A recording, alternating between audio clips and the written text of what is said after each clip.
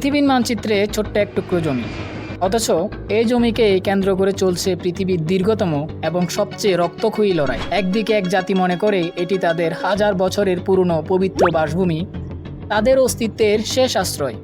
অন্যদিকে অন্যজন মনে করে এটি তাদের বাপ-দাদার ভিটেমাটি, যেখানে তারা শত শত বছর ধরে বাস করে আসছে। কেন এক টুকরো জমির জন্য ৭৫ বছর ধরে ঝরছে লাখো মানুষের রক্ত? কেন বারবার ব্যর্থ হচ্ছে শান্তি চুক্তি? কেনই বা গাজাকে হতে হলো পৃথিবীর উন্মুক্ত কারাগার?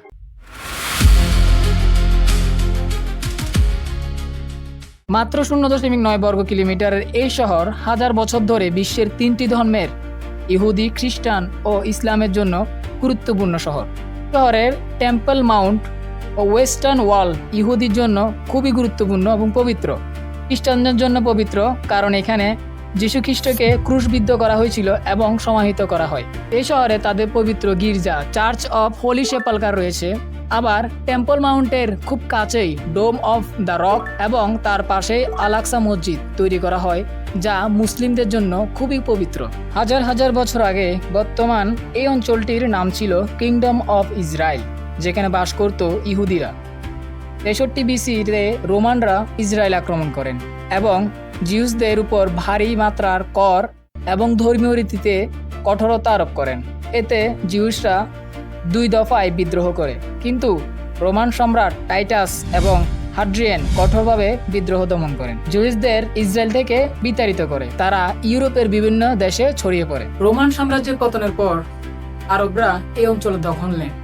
তারা জেরুজালেমে আল-আকসা মসজিদ এবং ডোম অফ দ্য রক নির্মাণ করেন, যা মুসলমানদের কাছে মক্কা মদিনার পর তৃতীয় পবিত্রতম স্থান। 1517 সালে তুর্কি অটোম্যানরা এই অঞ্চলের দখল নেন, কিন্তু ততদিনে আরবরা এখানকার স্থায়ী বাসিন্দা এবং সংখ্যাগরিষ্ঠ হয়ে যায়। 1914 সালে প্রথম বিশ্বযুদ্ধ লাগে, যেখানে ব্রিটিশ USSR ইউএস কে পূর্ণ সমর্থন দিয়েছিল জিউসরা, আর অন্যদিকে জার্মানদের সমর্থন করেছিল অটোমানরা। এই বিশ্বযুদ্ধে জার্মান হেরে যায়, ফলে অটোমান সাম্রাজ্যের পতন ঘটে এবং তা ব্রিটিশদের নিয়ন্ত্রণে চলে আসে। আর এর রিওয়ার্ড হিসেবে ব্রিটিশ পররাষ্ট্রমন্ত্রী আর্থার বেলফোর একটি প্রতিশ্রুতি দেন যে ফিলিস্তিনে জিউসদের জন্য একটি রাষ্ট্রীয় আবাস তৈরি করা হবে। ফলে 1920 সাল থেকে 1940 সাল পর্যন্ত ইহুদিরা দলে দলে ফিলিস্তিনে আসতে শুরু করে।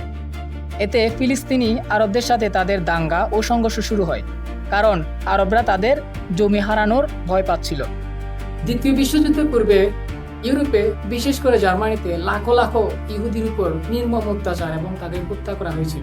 তাই দ্বিতীয় বিশ্বযুদ্ধে জিউসরা পুরোদমে ব্রিটিশদের সমর্থন করেছিল। এই বিশ্বযুদ্ধেও জার্মানরা হেরে যায়। ব্রিটিশ বেলফোর চুক্তিটি জাতিসংঘে দিয়ে দেয়। জাতিসংঘ ফিলিস্তিনকে 2 ভাগে ভাগ করে। প্রায় 55% জমি দেওয়া হয় ইসরায়েলকে এবং 45% জমি দেওয়া হয় ফিলিস্তিনকে, আর জেরুজালেমকে রাখা হয় আন্তর্জাতিক নিয়ন্ত্রণে। ইহুদিরা এটি মেনে নিলেও আরবরা প্রত্যাখ্যান করেন। 1948 সালে 14 মে ইসরায়েল স্বাধীনতা ঘোষণা করেন। পরের দিন মিশর, জর্ডান, ইরাক ও সিরিয়া ইসরায়েল আক্রমণ করেন।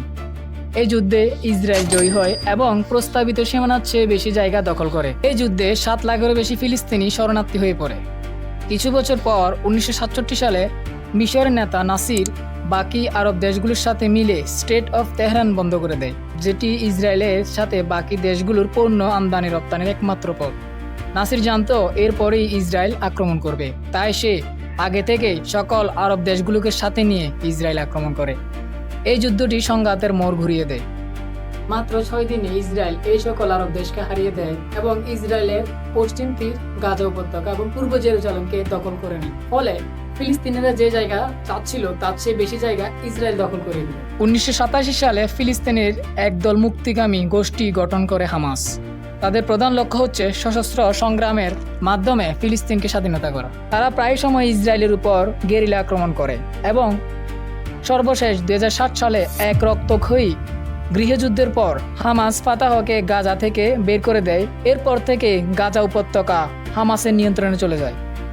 এই হামাসকে অর্থ, অস্ত্র দিয়ে সাহায্য করে আরব দেশগুলো। বর্তমান সময়ে ইসরায়েলকে শুধুমাত্র হামাসের সাথে লড়তে হচ্ছে না, লড়তে হচ্ছে ইরান, হিজবুল্লাহ, পুতির মতো বিভিন্ন সামরিক গোষ্ঠীর সাথে। সৌদি আরব, জর্ডান ও মিশর সংকটের মুখে পড়েছে। তারা ফিলিস্তিনিদের উপর নির্যাতন সইতেও পারছে না।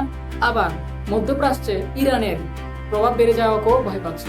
বর্তমানে এটি কেবল ইসরায়েল ফিলিস্তিনের জমি দখলের লড়াই নয়, বরং এটি ইসরায়েল বনাম ইরান সমর্থিত পুরো জোটের এক মহাযুদ্ধ, যার সমাপ্তি কোথায় কেউ জানে না।